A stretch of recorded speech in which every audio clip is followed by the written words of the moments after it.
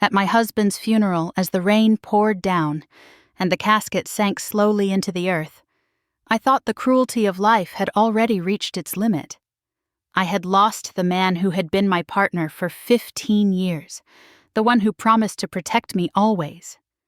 But then, in front of the mourners, his adoptive sister stepped forward, her hand resting on her stomach, her eyes shining with a strange triumph. "I'm carrying his child," she declared, her voice cutting through the silence like a blade.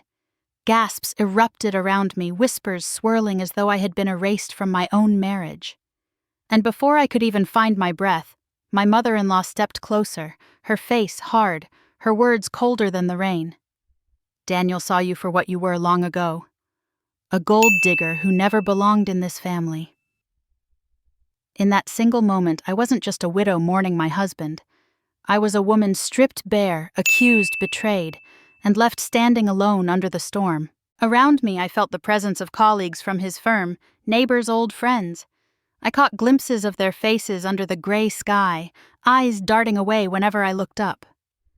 Some whispered behind their hands, others simply avoided my gaze altogether. It was as if grief had made me contagious, someone they dared not touch. Their silence carried a weight I didn't yet understand, but it pressed down heavier than the rain.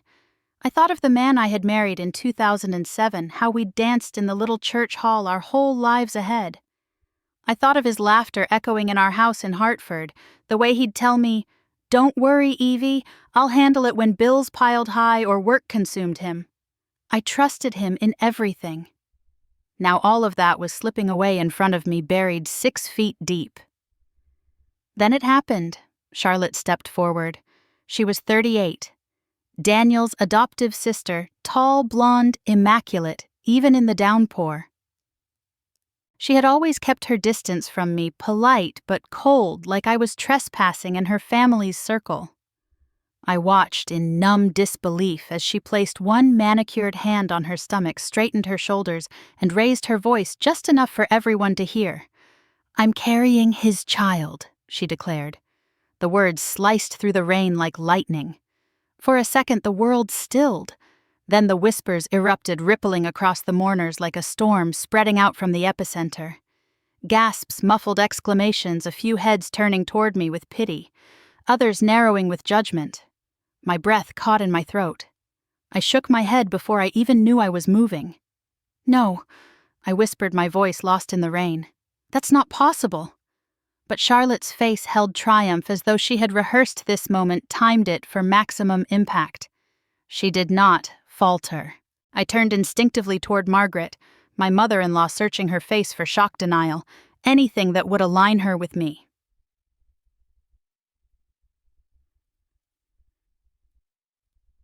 Margaret, 68, matriarch of the Carter family, dressed in her signature navy coat, stood steady beneath her umbrella. She had always looked at me with a trace of disdain, but I had hoped in this moment of shared loss she might soften. Instead, she stepped closer to the casket, her eyes sharp and cold. "Daniel saw you for what you were long ago." "Evelyn," she said loudly enough for the surrounding crowd to catch every word. "A gold digger who never belonged in this family." The words hit harder than the rain. I swayed on my feet, fighting to keep upright as the ground beneath me seemed to tilt. For 15 years I had been his wife, his partner, his anchor. We had built a home together, shared holidays, endured his long nights at the office, my small paycheck from the elementary school where I taught. None of it mattered in this instant. Margaret had branded me an intruder, and Charlotte had sealed the claim. I could feel the eyes around me burn. Some neighbors who had once waved from their porches now looked at me with sympathy, edged in suspicion. Colleagues from Daniel's firm shifted uncomfortably, whispering to one another, weighing what this revelation might mean for them. My grief twisted into humiliation, a fresh wound on top of the raw one that was already bleeding. My lips trembled. "He would never—" I murmured, but the words dissolved into the rain, unheard, unheeded. Charlotte stayed where she was, one hand still cradling her flat stomach, the picture of quiet martyrdom. Margaret's expression hardened, as though her son's death had only freed her to speak the truth she'd long harbored, and I, the widow, stood powerless, drenched and exposed, with no husband left to defend me. The pastor cleared his throat awkwardly, trying to move the service along, but the damage was done. The focus was no longer on Daniel's resting place, but on me, the wife accused, the widow disgraced. I could not cry. The tears were locked somewhere deep inside, frozen by shock. All I could do was stand in the rain, my body shaking, my mind repeating the same impossible words, carrying his child. Carrying his child. The final prayer ended, the casket fully lowered, and people began to disperse. Conversations buzzed as umbrellas moved away in clusters, but no one came near me. No hand touched my shoulder, no friend offered comfort. Even those I had once called close skirted around me as though I were invisible. Or guilty. I remained standing long after the last car pulled from the gravel path. The cemetery was quiet except for the hiss of the rain and the pounding of my heart. My hands shook uncontrollably, the damp fabric of my dress clinging to my skin. In that moment, staring at the earth that had swallowed my husband, with Charlotte's claim still echoing in my ears, and Margaret's condemnation ringing louder than the thunder, I realized the truth I didn't want to face. I was utterly alone. And for the first time since Daniel's heart had stopped, I felt something colder than grief settling over me, the sense that the world had already turned against me, and there was no going back. 3 days after the funeral, an envelope arrived by certified mail. I signed for it with numb hands, the ink of my signature smearing from the damp of my fingertips. Inside was a thick packet of legal documents stamped with the seal of Carter Capital Management's attorneys. My stomach tightened as I read the first page. Daniel's assets, our assets, had been transferred into a new family trust with Charlotte Carter listed as trustee. My name wasn't anywhere, not as beneficiary, not as trustee, not even as a footnote. It was as though 15 years of marriage had been erased with a pen stroke. By the time I finished reading, my vision blurred. I set the papers down on the kitchen counter and realized I was gripping the edge so tightly that my wrists hurt.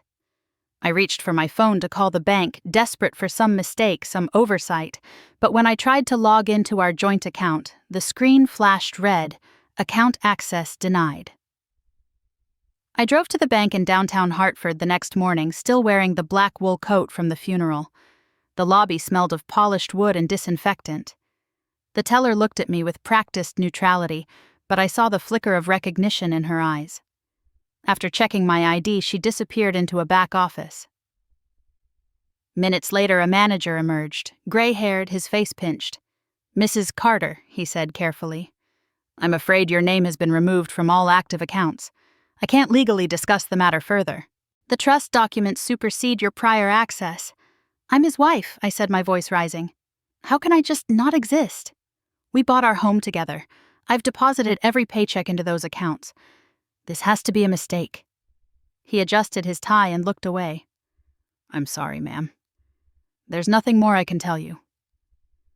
The humiliation hit me harder than the words. I left the bank, walked past glass walls that reflected my grief like a stranger's, and out into the cold January air. My credit cards were declined the next day at the grocery store. Calls from the mortgage company went unanswered, then returned with clipped voices. "Your account has been frozen." When I returned to the house Daniel and I had shared, there was an envelope taped to the door. An eviction notice dated and stamped informing me I had 30 days to vacate. 30 days to pack up 15 years of memories. The house felt different, already colder, as though it knew it no longer belonged to me. Even the air smelled unfamiliar. Charlotte's perfume lingering faintly in the hallway from some unseen visit. I wandered through the rooms in a daze. The living room where Daniel had proposed by the fireplace, the kitchen table where we had shared late dinners, the bedroom where his cologne still lingered on the pillow. Everywhere I turned, I felt hands reaching in to take it all away. Even my jewelry box was inventoried on a list pinned to the refrigerator. Household items tagged and cataloged as though I were already gone. That night, a letter arrived by courier. The envelope sealed in Margaret's precise handwriting. I unfolded the thick stationery and read only one line written in her icy script. "You are no longer family." I crumpled the letter in my fist, the edges biting into my palm. A part of me wanted to scream, to storm into her stately home in West Hartford and demand an explanation. But another part of me, the deeper, quieter part, knew she would only smile at my outrage. Margaret had always looked for weaknesses, and grief had made me weaker than ever. In the days that followed, the isolation grew. Neighbors who once waved from their porches now crossed the street when they saw me coming. Friends I had taught with at Hartford Elementary stopped returning my calls. Even colleagues who had celebrated Daniel's promotions avoided me in the grocery store. The world that had once seemed full of familiar faces had shrunk into a cold, empty silence. At night, I sat in the darkened house, the ticking of the grandfather clock echoing in the emptiness. My mind twisted with questions I couldn't answer. Had Daniel truly betrayed me? Had he fathered a child with Charlotte, as she claimed? Every time I closed my eyes, I saw her hand resting smugly on her flat stomach, Margaret's approving nod, the whispers that followed. I tried to cling to memories of Daniel's kindness, the quiet jokes he told when we were alone, the way he always refilled my coffee before I asked. But doubt seeped in like water through a cracked foundation. Maybe the man I loved had been someone else entirely.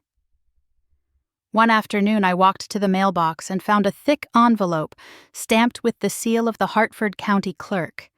My hands shook as I opened it on the front porch. Inside were the official eviction orders, notarized, and final. 30 days had been shortened to 15 due to failure to maintain mortgage obligations. The papers slipped from my fingers and scattered across the porch, fluttering in the winter wind like dead leaves. I sank down onto the steps, the wood cold against the back of my legs. For the first time since Daniel's death, I broke. Sobs racked through me, my body folding in on itself. I pressed my forehead against the railing, unable to stop the sound of grief that tore out of me. 15 years of marriage gone, a home reduced to a list of assets, a husband buried, his legacy rewritten. A family that had once welcomed me now cast me out like a thief. As I sat there on the porch, tears mingling with the sharp air, the thought pressed in heavier than all the rest. If Daniel had truly betrayed me, then I had nothing left to stand on. But if he hadn't, then someone was working very hard to make me believe that he had. The sun set behind the bare branches, shadows stretching long across the yard. My body trembled as I gathered the eviction papers back into a pile. Alone, I leaned against the door of a house that was no longer mine. The silence pressing down my faith shattered, and for the first time I wondered if I had been living in a marriage built on lies, or if a darker game was being played around me. The call came on a gray Thursday morning. I had been sitting at the kitchen table surrounded by eviction papers when my phone buzzed with a number I recognized but hadn't seen in months. Evelyn James Miller's voice came through low and cautious. "Can you meet me Blue Maple Cafe 2 o'clock? Don't tell anyone?" Something in his tone made my chest tighten. James wasn't just Daniel's attorney. He had been his friend since college, the one who toasted us at our wedding and stopped by every Christmas with a bottle of wine. I hadn't heard from him since the funeral. My fingers gripped the phone. "James, what's going on?" "Just come," he said, then hung up. 2 hours later, I pushed open the glass door of Blue Maple Cafe, the little spot on Asylum Avenue, where Daniel and I had once spent lazy Sunday mornings. The air smelled of espresso and cinnamon. Only a handful of customers sat at scattered tables, their laptops glowing.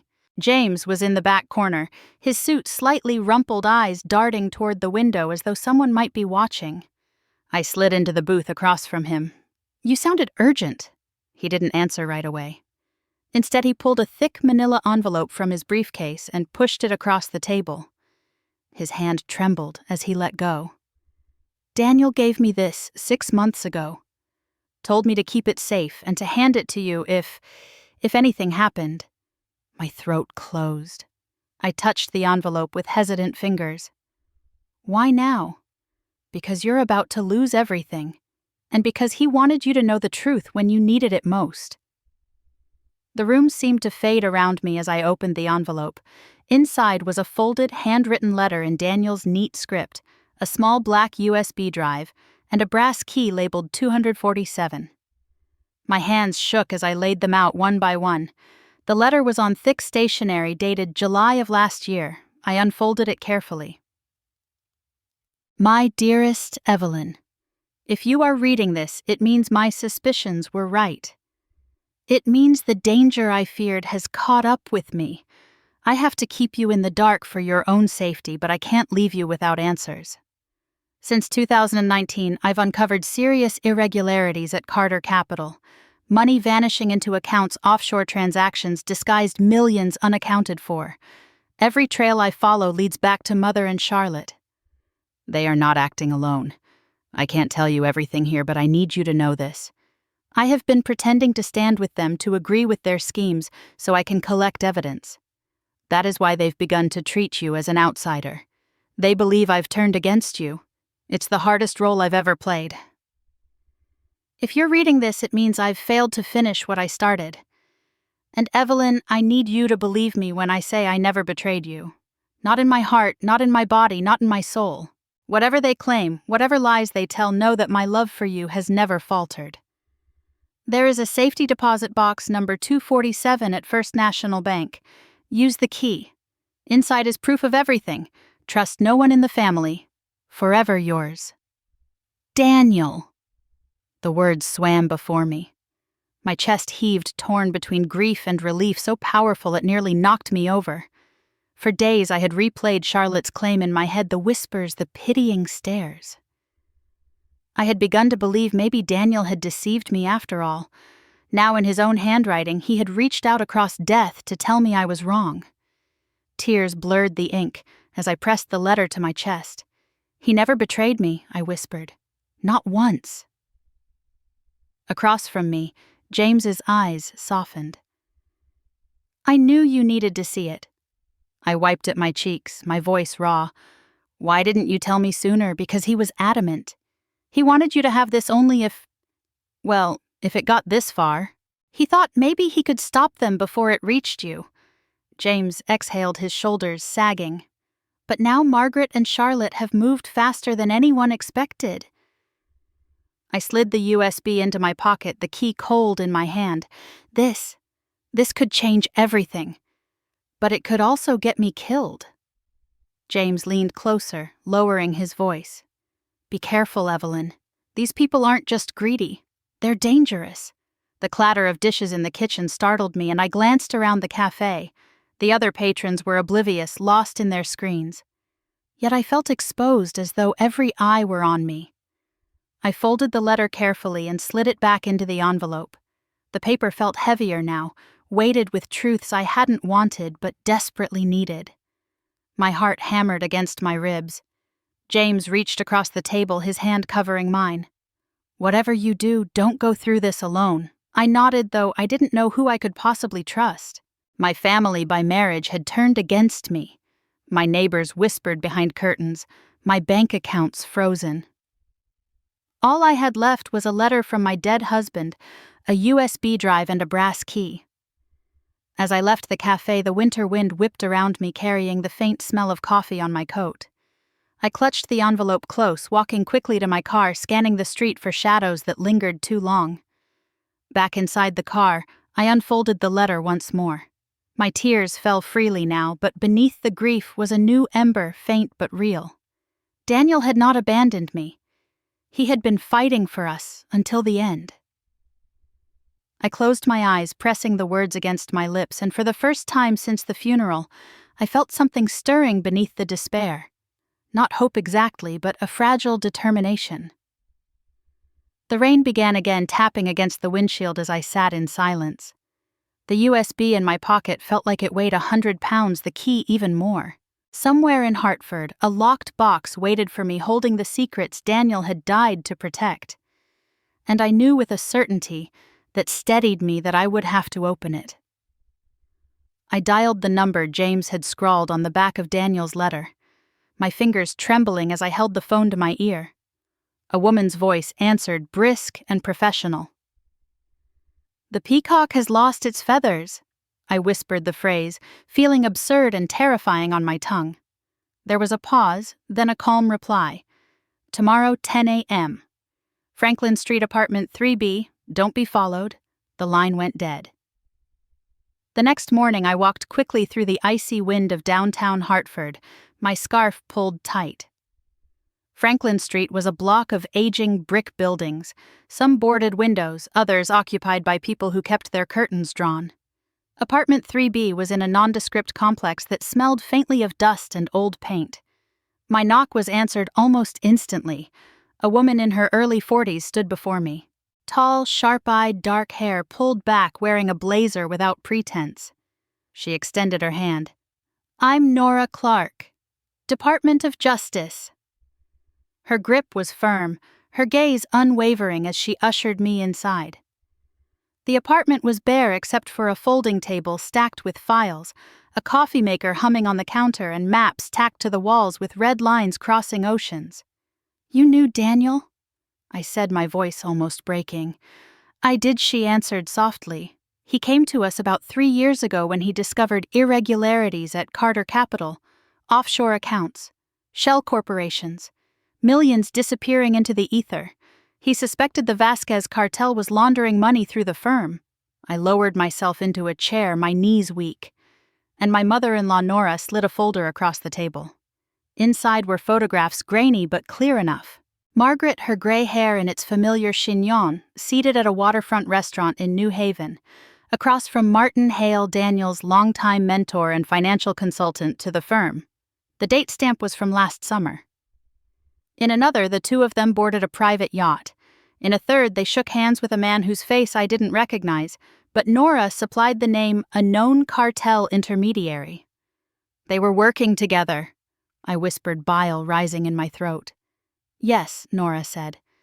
"Daniel pretended to go along with them so he could bring us evidence. He was meticulous. That USB you now hold contains months of transaction logs, communication trails, account numbers routed through the Caymans and Panama, enough to put them away if it holds up in court." I clenched the edge of the folder, my mind spinning. "He didn't tell me. He never said a word." Nora's gaze softened slightly. "He was trying to protect you. He thought if they believed you were in the dark, you'd be safe." I shook my head, staring at the photographs.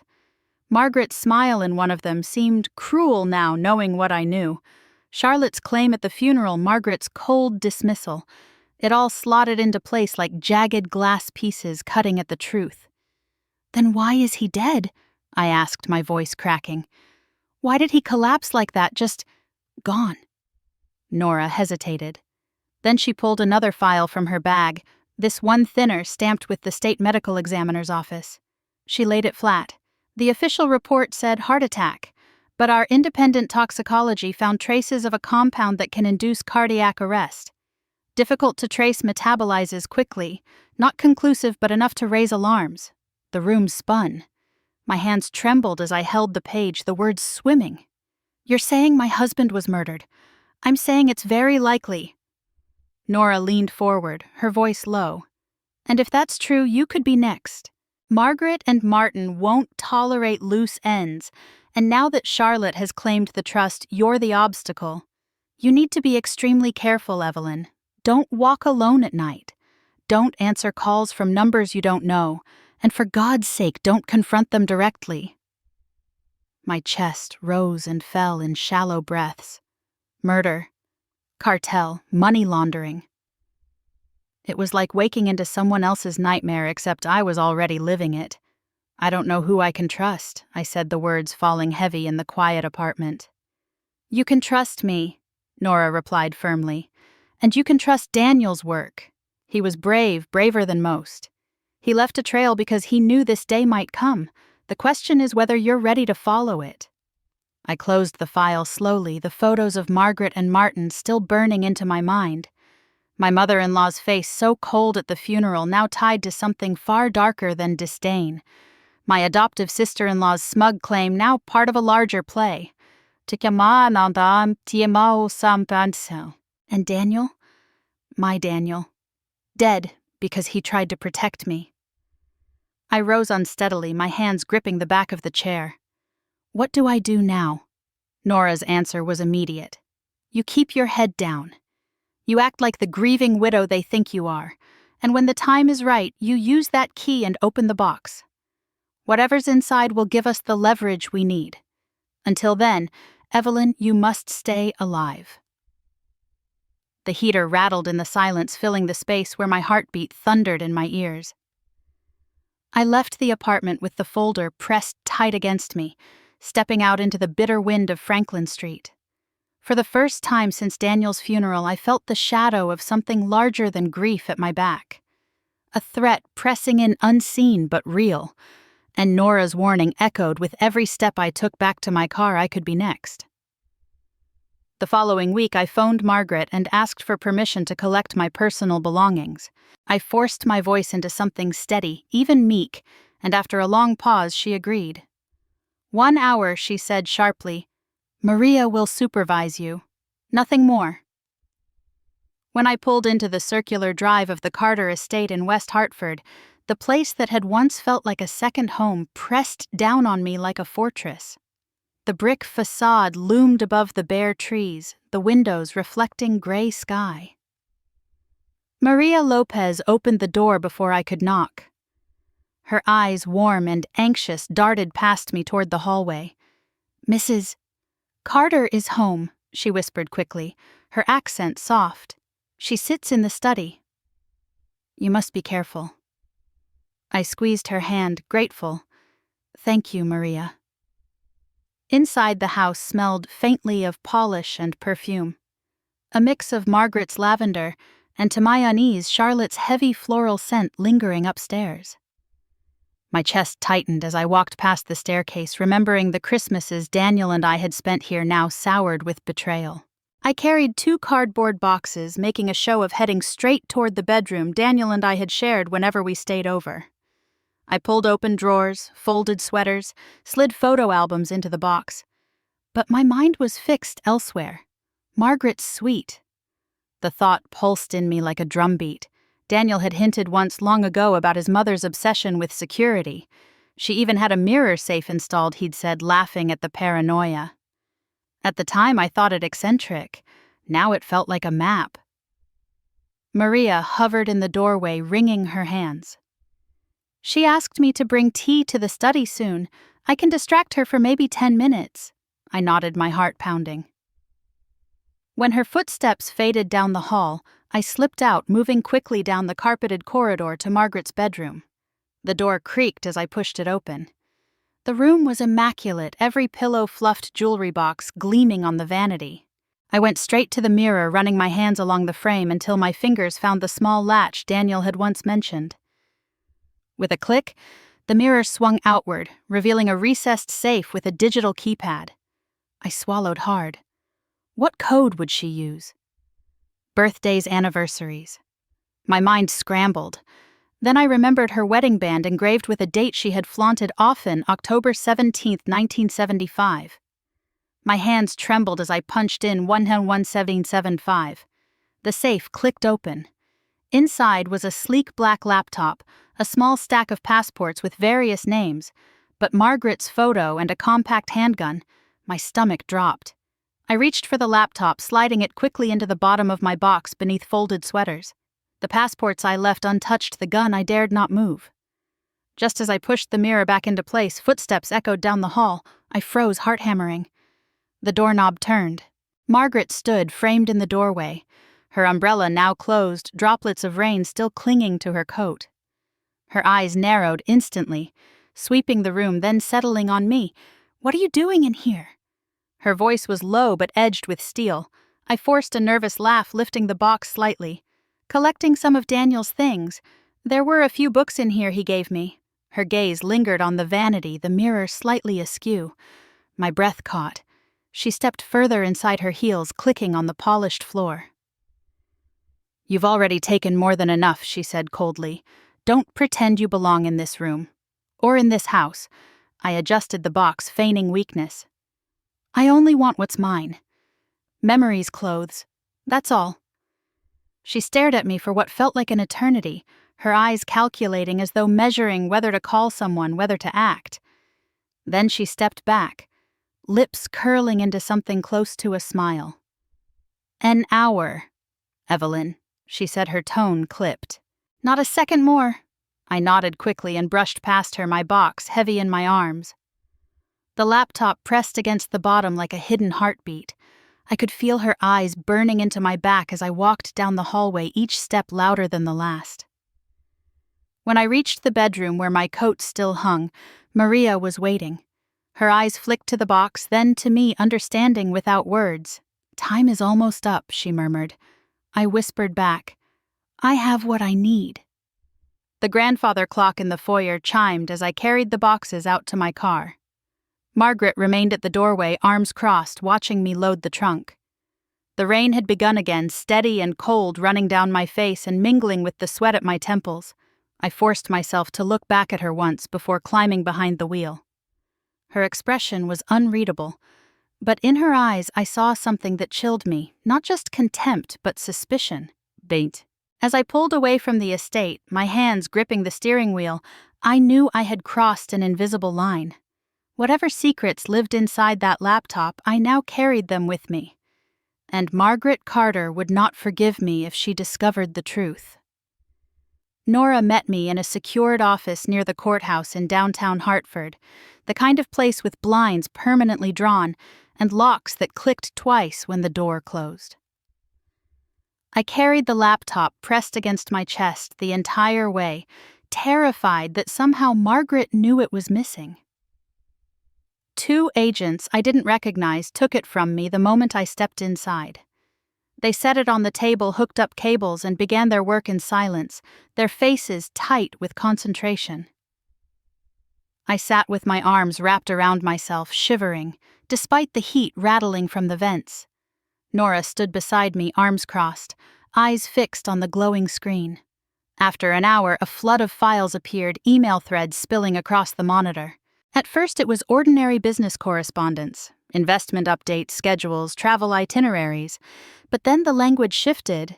Encrypted spreadsheets with offshore account numbers, conversations with initials instead of names, transfer orders disguised as consulting fees. One of the agents highlighted a thread. "This is between Hale and Margaret Carter." The words leapt off the screen. I leaned forward, reading line after line of Martin Hale. Daniel's longtime mentor, the man who had stood beside him at board meetings, writing to Margaret about moving sensitive assets into accounts in the Caymans, arranging donations to officials in exchange for favorable oversight. Nora's jaw tightened. She tapped the screen. "Here, look at this." The subject line was short status. Martin's message was chillingly blunt. "M is getting too close. He asks too many questions. We need to decide." Margaret's reply was worse. "Handle it." Quietly. My breath stopped in my chest. The room seemed to narrow around me, the sound of the heating system fading into nothing but a high ringing in my ears. They had been talking about Daniel. I clutched the edge of the table, my hands slick with sweat. "They planned it," I whispered. "They killed him." Nora's voice was low but firm. "This is strong circumstantial evidence. Hale may have given the order. Margaret signed off." I shook my head violently. "She watched him die. She stood there at the funeral and called me a gold digger while she knew." My voice cracked. I pressed both palms against my face, trying to stop the sob that rose anyway. Memories surged. Daniel sitting at the kitchen counter, laughing as he stirred sugar into my tea. Daniel's warm hand resting on mine when bills piled too high. Daniel whispering, "It'll be okay, Evie." All of it crushed under the weight of a single email that confirmed his death wasn't fate, wasn't God, wasn't some cruel twist of health. It was murder. I dropped my hands, my tears hot against my cheeks. Anger burned through the grief, sharper than anything I had felt in weeks. They didn't just take him. They made me believe he betrayed me. They wanted me erased. Nora touched my arm gently. "That's exactly why we have to use this." Daniel gathered pieces of a case. "With your help, we can finish it." I looked at her through blurred vision, my chest heaving. How do I fight them? They control everything. The money, the company, even the narrative. You fight with the truth, she said. And with patience. We'll build this step by step. But you need to understand something, Evelyn. By having this laptop in your possession, by knowing what you now know, you are a target. They will not hesitate if they think you'll expose them. The words landed with a finality that hollowed me out. I imagined Margaret's cold eyes narrowing at me in that hallway, Charlotte's smug hand on her stomach at the funeral, Martin's polished smile, hiding rot. I was in their way now. I wiped my face with the back of my sleeve. I won't hide.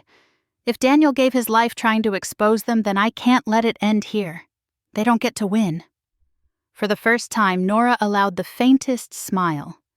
That resolve is what's going to keep you alive. The agents printed copies of key emails, sliding them into a folder. Nora handed it to me.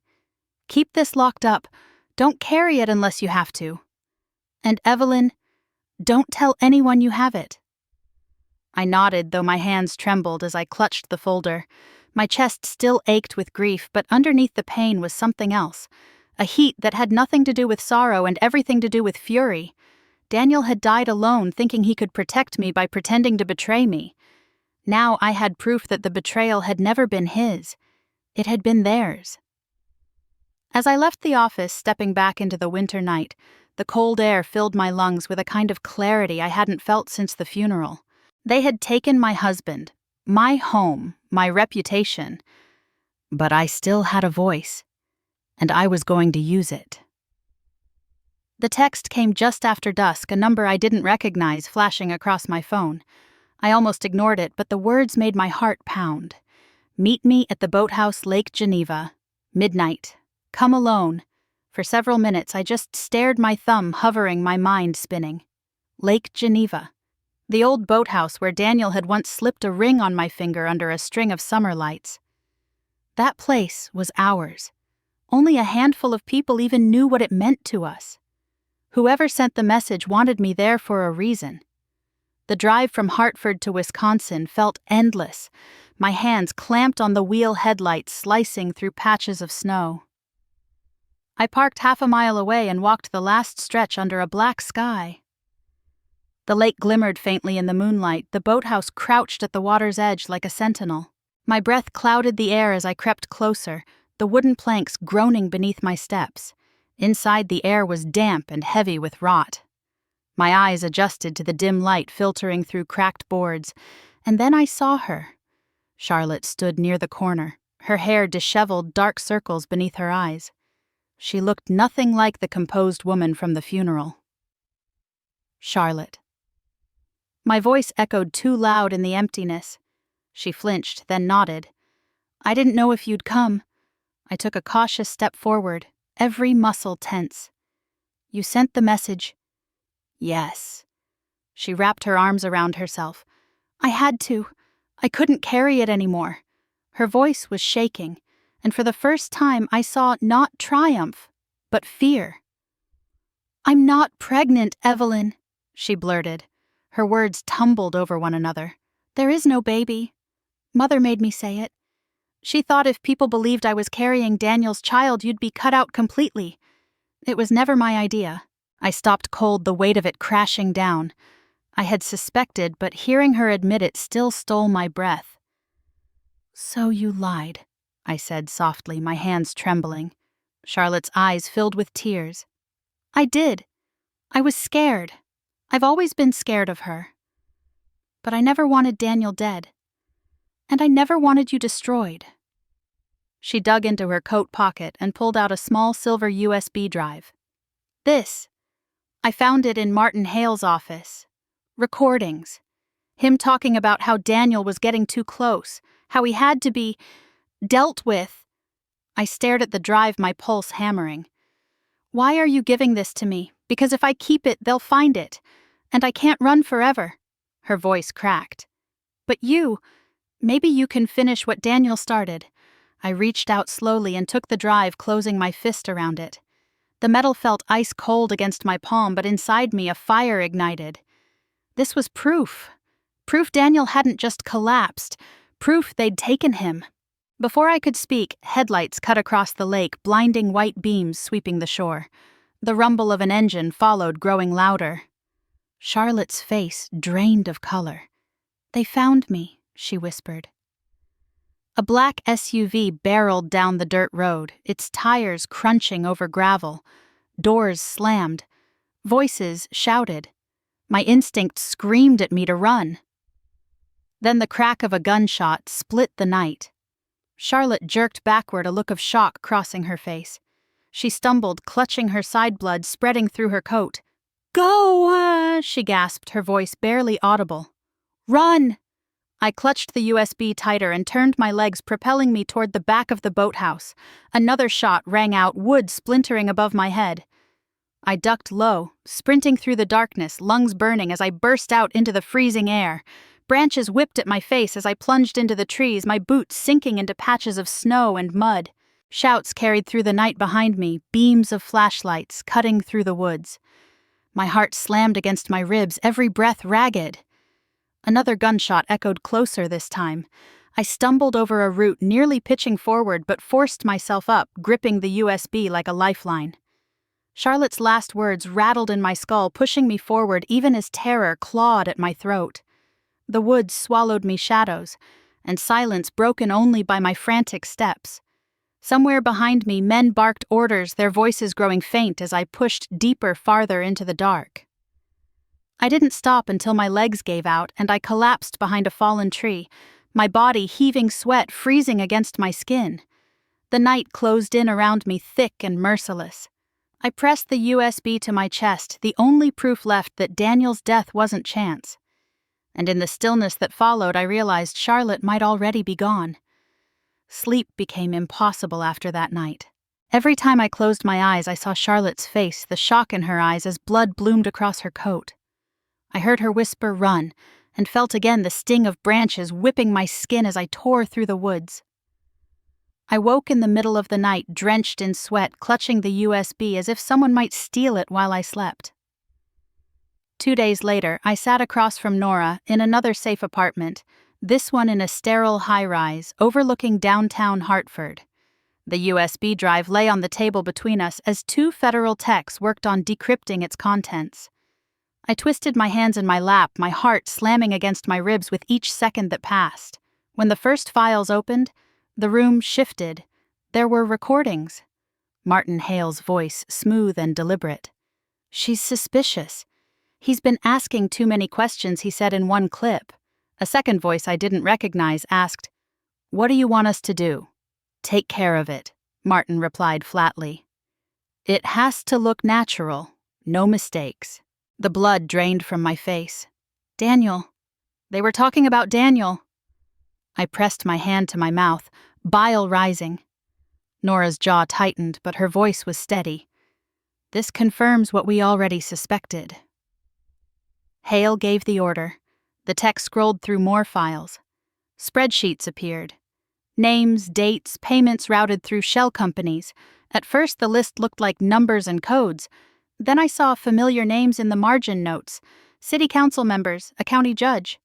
And then clear as day, Wilson, monthly retainer. I blinked, leaning forward.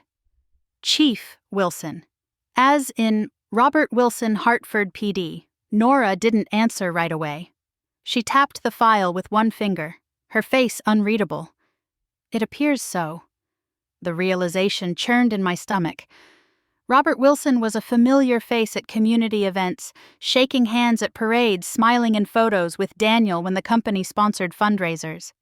A police chief sworn to protect us, and here he was on a payroll. "So he's dirty too," I whispered. Nora exhaled. "Maybe. Or maybe he's deeper in this than we know. There's a possibility he's undercover trying to play both sides, but I can't guarantee which it is, and that makes him dangerous either way." I shook my head, gripping the edge of the table. "Then who can I trust if the police chief is in their pocket? I have no one." "You have me," Nora said firmly. "And you have Daniel's work. That's all that matters right now." Her confidence steadied me for only a moment. Then I imagined Wilson showing up at my door, smiling that politician smile, all while knowing he had helped cover up Daniel's murder. The thought sent ice down my spine. I stood and moved to the window, looking down at the city below. People walked briskly on the sidewalks, cars honked in the distance. Life continued as if nothing had happened while mine had been gutted. I felt like I was standing on a glass floor that could shatter at any second. Behind me, Nora spoke more softly. I want you to enter protective custody. Witness security at least until we can sort this out. We'll move you, keep you off the grid. It's the only way to be sure. The words hit me like a cage snapping shut. Protective custody. Disappearing into safe houses, living under guard, hiding. I turned back to her, my voice shaking. So I just vanish while Margaret and Martin keep walking free. While people believe Charlotte was pregnant with my husband's child. While everyone thinks I was the fool. Nora's expression was grave. You'll be alive. That's what matters. But I couldn't accept it. I thought of Daniel working in secret for years, playing the role of traitor to protect me. He hadn't hidden. He had faced them head-on, and it had cost him his life. The thought of retreating while his killers lived unscathed made my chest burn. I can't just sit and wait, I said, my hands curling into fists. I can't hide while they erase him, erase me. That's exactly what they want. Nora's eyes met mine, steady searching. For a long moment she didn't speak. Finally she said, If you choose to stay visible, you have to understand you'll be painting a target on your back. I already have one, I answered, my voice low. And I'm done pretending I don't. The room fell into silence. The agents kept working on the files, the hum of the computer the only sound. I sat back down slowly, my pulse still racing, my mind already shifting. They had taken my husband. They had twisted his memory and tried to break me. But now I held proof in my hands, and I wasn't going to let them bury it. The morning air was sharp with frost when Nora and I walked up the marble steps of First National Bank on Main Street. My hands were clammy inside my gloves, the brass key Daniel had left me digging into my palm. We moved past the security desk and into the echoing lobby where polished granite columns rose toward a ceiling, painted with fading murals of eagles and wheat fields. A bank officer escorted us downstairs into the vault. The air grew cooler as we passed rows of small metal doors, each identical except for the number stamped in black. When we reached 713, he inserted his key and stepped back for me to use mine. My hands shook so badly I had to try twice before the lock clicked open. The officer slid the box onto a table in a small room and left us alone. My breath came shallow as I pulled the lid open. Inside lay a neat stack of envelopes tied with twine and a thick leather-bound folder stamped with a date July 2012. I untied the first bundle. Property deeds tumbled out. 3 homes I had never seen. One in Vermont, one in coastal Maine, one tucked away in rural Pennsylvania. Each deed bore the Carter family name, each purchased under shell companies. I flipped through bank account ledgers, next the balances staggering, each tied to Cayman and Swiss accounts. Millions. Money I had never heard Daniel speak of. Then I opened the leather folder. At the top was a handwritten letter, the paper yellowed slightly with age. My hands trembled as I began to read. My name is Albert Carter. If this confession is found, it means I am already gone. My vision blurred. Albert. Daniel's father, the patriarch, the man memorialized in the lobby portrait. His voice spilled across the page, heavy with regret. In 2004, Carter Capital was drowning. The markets had crushed us. Bankruptcy loomed. I made a deal with men I should never have met. The Vasquez cartel funneled money through us, cleaned it. And in return, we survived. I told myself it was temporary. But it never ended. Each year the ties grew tighter, the threats sharper. I turned page after page, the words striking like blows. He wrote of meetings in back rooms, of briefcases filled with cash, of promises he couldn't refuse. And then Daniel will inherit this burden if he chooses the company. He must know the truth someday, though I fear it will kill him. Margaret knows enough, but she does not see the danger. I have kept records hidden as safeguard should they turn on us. At the bottom, Albert's signature scrawled in thick black ink. The date 2 weeks before his sudden death of a supposed heart attack. My stomach twisted. They had lied about Daniel's death. And perhaps Albert's too. Tucked into the folder was a small sealed envelope. I tore it open and found a single line written in Albert's firm hand.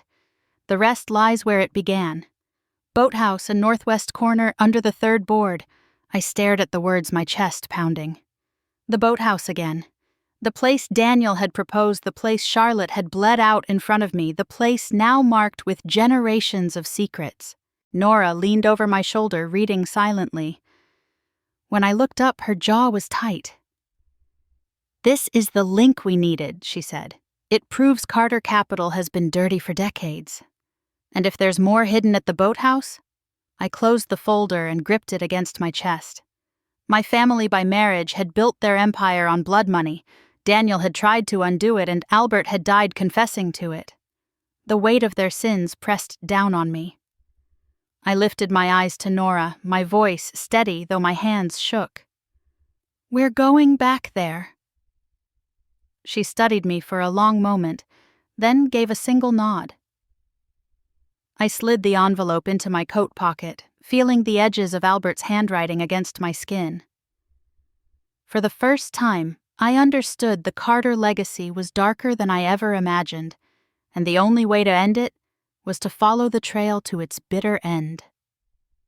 The boathouse loomed against the pale winter sky, its boards weathered silver, the dock groaning under the push of icy water. I parked far enough away that the sound of my tires wouldn't echo across the lake, and walked the last quarter mile, every step tightening the knot in my chest.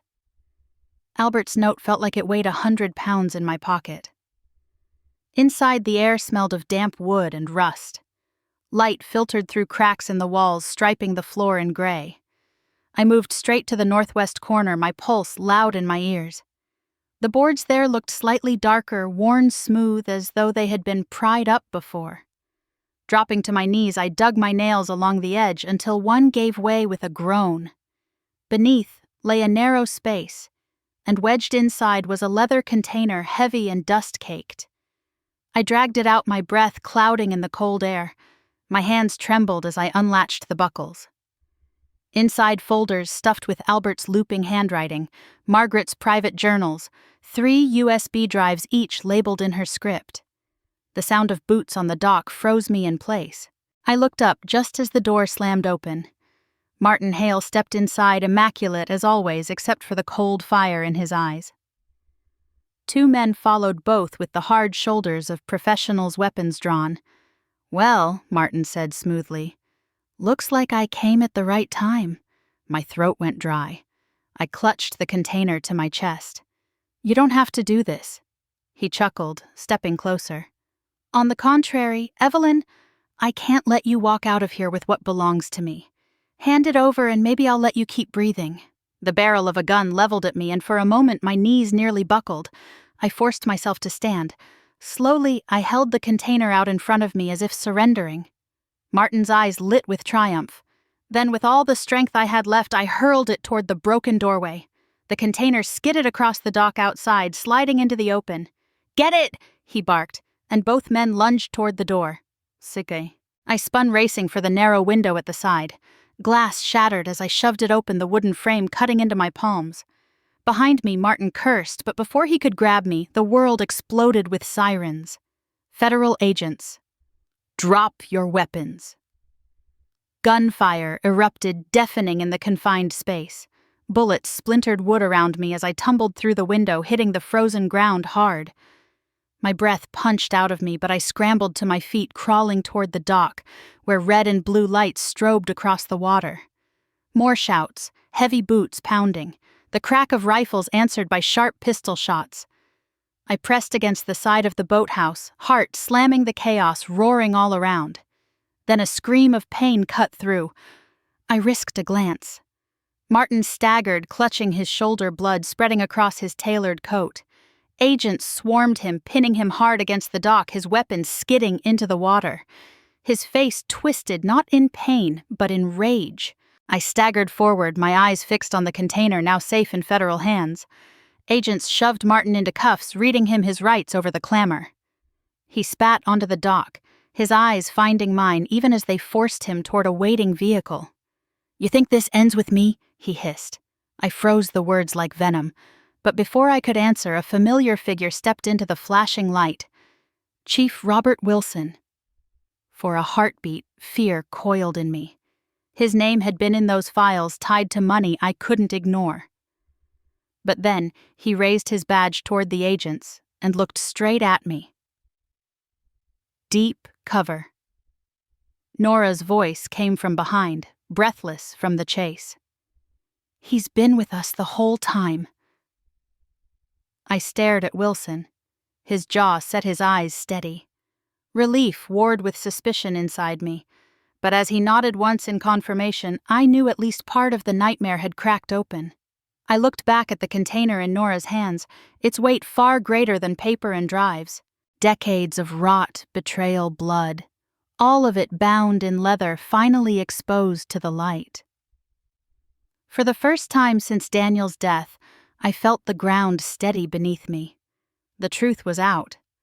The web they had spun for so long was unraveling, and there was no way to weave it back together again. The courthouse in Hartford was a fortress of stone that morning, surrounded by a sea of reporters' cameras flashing as I made my way up the steps. My heart hammered in my chest, but I kept my chin high. Inside the gallery was already packed. Journalists whispered, pens poised. The hum of anticipation vibrated through the air. This wasn't just another trial. This was the unraveling of a dynasty. I sat at the front just behind the prosecution table. Nora gave me a steady glance, her presence a lifeline. When the bailiff called for order, Catherine Porter, the state prosecutor, rose. At 48, she carried herself with a calm authority that filled the room. "Your Honor, members of the jury," she began, her voice strong today, "you will hear evidence of a conspiracy that spanned decades, one that touched every corner of Carter Capital Management and extended into our community. The defendants before you, Margaret Carter and Martin Hale, are charged with money laundering, racketeering, and conspiracy to commit murder." Her words struck like a gavel themselves. I forced my hands to stay still in my lap, though every nerve buzzed. The first evidence presented was Albert's confession. Projected on a large screen, his handwriting filled the courtroom. Catherine read aloud passages where he admitted to striking a deal with the Vasquez cartel in 2004, how he had laundered millions to keep the firm afloat. The silence in the room grew heavier with each word. Gasps rose when she reached the part about his fear that Daniel would uncover everything. Next came Margaret's journals, her own meticulous script, documenting payoffs meetings, even the moment she instructed Martin to handle Daniel. Each entry was a blade twisting deeper. Margaret sat at the defense table, her posture stiff, her face pale. Once the iron matriarch of West Hartford society, she now looked shrunken, diminished. Her hands clenched white around a tissue. She avoided my eyes, staring at the floor, as though the weight of her secrets was too much to bear. Then came the recordings from the USB Charlotte had given me. Martin's voice echoed through the courtroom, calm and calculating. "He's asking too many questions. It needs to look natural. Quiet, clean." The gallery erupted, reporters scribbling furiously. Martin, seated beside his attorney, smirked at first, but as more files played, his expression hardened. The veneer of sophistication slipped away, replaced by cold fury.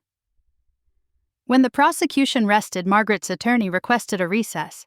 "Accompagne." The judge granted it, and whispers filled the room as the jury filed out. Minutes later, word spread Margaret had agreed to a plea deal.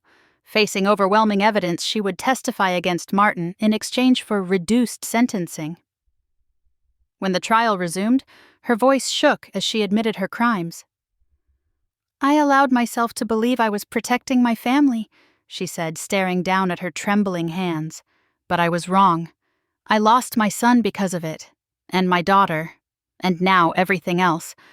Her words might have been meant for sympathy, but they only deepened the silence. The jury's faces were carved from stone. Finally, it was my turn. Catherine called me to the stand. My legs felt heavy as I walked, but when I raised my hand and swore to tell the truth, something steadied inside me. I told them about the funeral, about Charlotte's lie, about the eviction notices and the humiliation. I told them about the night in the woods when Charlotte handed me the USB and died minutes later. I spoke of the bank box, Albert's confession, the boathouse where agents arrested Martin. And then Catherine asked Mrs. Carter, did your husband ever betray you? I reached into my folder and unfolded Daniel's letter, the one he had written in his precise hand months before his death. My voice shook at first, but grew stronger as I read. My dearest Evelyn, I need you to believe me when I say I never betrayed you. Not in my heart, not in my body, not in my soul. Whatever they claim, whatever lies they tell, know that my love for you has never faltered. The words hung in the air, heavy and unbreakable. The courtroom fell into absolute silence. Even the reporters stopped scribbling. I looked up, tears streaming down my cheeks. Across the aisle, Martin glared at me with pure hatred while Margaret's shoulders sagged under the weight of her shame. When I stepped down from the stand, I felt both broken and whole. Broken because I could never have Daniel back. Whole because the truth had finally been spoken, not just in hidden files or whispered confessions, but before the world. The jury deliberated only 6 hours. When they returned, the foreman read the verdict, guilty on all counts. Martin Hale. Conspiracy to commit murder, money laundering, racketeering. Margaret Carter. Guilty of aiding and abetting her plea deal, sealing her fate.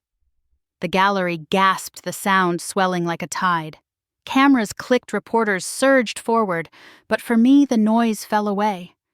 I stood still watching the Carter name crumble in the place it had once commanded respect. As the gavel fell, I exhaled a breath I hadn't known I was holding. The dynasty that had tried to erase me, that had stolen my husband and poisoned our lives, was finished. And in the quiet that followed, I felt the strangest mix of sorrow and relief. The family I had once married into was gone, destroyed by its own rot.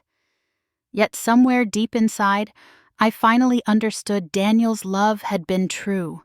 He had died fighting for it. I walked out of the courthouse into the flash of cameras, my heart both heavier and lighter than it had ever been.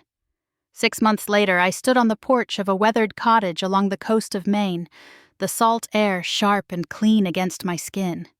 The sound of gulls cut across the steady crash of the waves below, and for the first time in what felt like years, I breathed without the weight of dread pressing on my chest. The house was modest, a 2-bedroom tucked among pines, but it was mine. Daniel had made sure of it. The trust he had set aside in my name, shielded from Margaret's reach, and Martin's schemes had carried me through the storm. Even in death he had thought ahead for me, for us. Inside a small crib stood in the corner of my bedroom. I rested a hand on my stomach, now rounded alive with movement.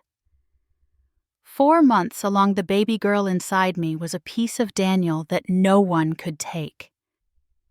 I had already chosen her name, Emily. A name that felt gentle, timeless, carrying the hope of a new beginning. Maria Lopez drove up every weekend from Hartford. She brought groceries, warm casseroles wrapped in towels, and her steady comfort. Sometimes she stayed the night, fussing over me like a mother. We would sit by the fire and she would tell stories of Daniel as a boy, the mischief in his smile, the stubbornness in his jaw.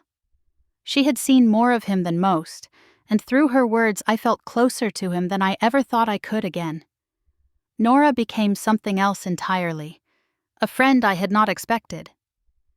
She called often, checking on me, sending updates when the justice system turned its slow gears. Martin sat in a federal prison awaiting sentencing that promised he would never walk free again. Margaret was transferred to a medium security facility, her plea deal sparing her the harshest punishment, but not her reputation. The Carter name, once gilded across Hartford's skyline, was spoken now with scorn. James, too, reappeared, shoulders lighter now that the trial was over. He visited on long weekends, sitting with me at the kitchen table where he helped organize bills and legal papers. Daniel planned better than anyone gave him credit for, he said one afternoon as he set down a file. You'll be safe financially and otherwise. His reassurance let me exhale in ways I hadn't allowed myself before. Still, nights were hardest.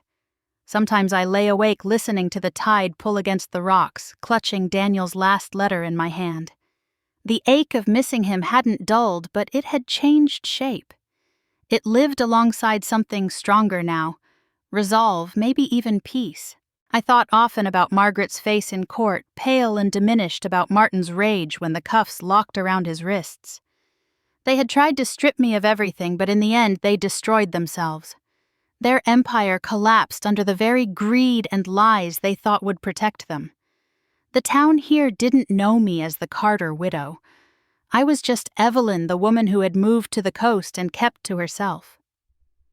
At the market, people smiled without hidden pity. At church, hands reached out not with gossip, but with genuine warmth. I had slipped into a life that was quieter, freer, and at last my own.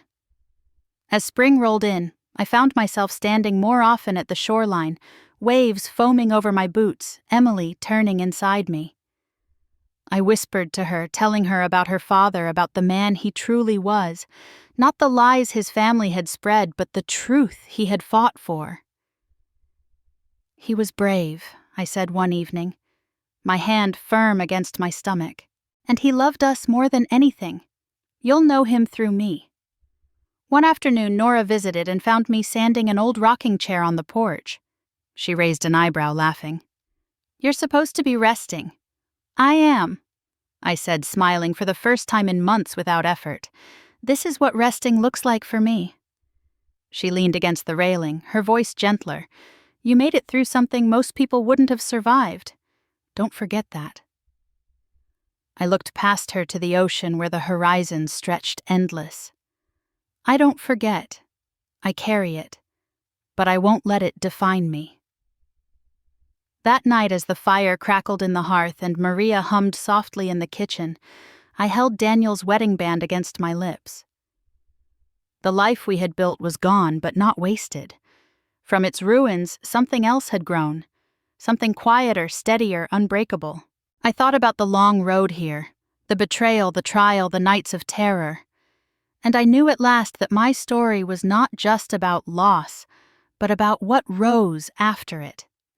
Don't ever let anyone define your worth. Justice may come late, but it will come. And sometimes the quietest revenge of all is to keep living to find happiness anyway, no matter what they tried to take from you.